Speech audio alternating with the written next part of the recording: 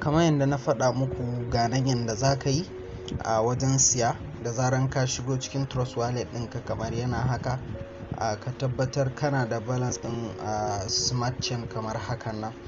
Idan dai kana da balance ɗin smart chain kamar hakan nan, zan ajiye maka contract address a cikin wannan ɗinmu, sai za ka zo ka kai ƙasan nan sai ka yi searching ɗin pancake swap kamar haka. Da zaran ka zo ka kai searching ɗin pancake swap kamar hakan nan wajen za ka duba na yaya kake so. Nan wajen select currency ɗin nan za ka yi pasting ɗin wannan ɗin a nan wurin. amma idan dai ka riga da ka yi, kawai abin da za ka yi searching ɗin Lvgc, to za ka ci add. Da zaran ka ci add za ka kalli na nawa kake so ka siya.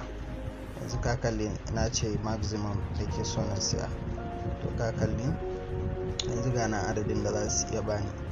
To tun da dai dole zan bar ranar da ina da guda 54, to yanzu zan ƙara yin swapping domin na nuna muku a confirm swap. Yanzu zan ce swapping 0.001 due to error pancake insufficient out amount. So yanzu zan mai da shi 0.006 saboda na samu amount inda zai yi gas fee.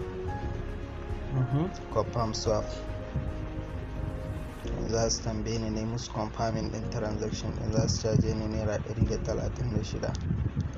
zan saka anan ɗaya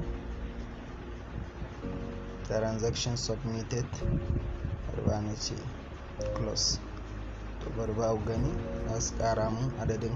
kun ga har ya shigo, gashi na saman nan za ku kalla har ya shigo.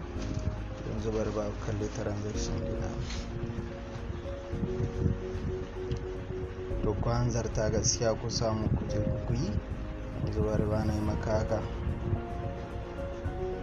ka kalli ya karu. So wannan coin din yanda kuka siye shi haka za ku iya siyar shi a cikin pancake swap.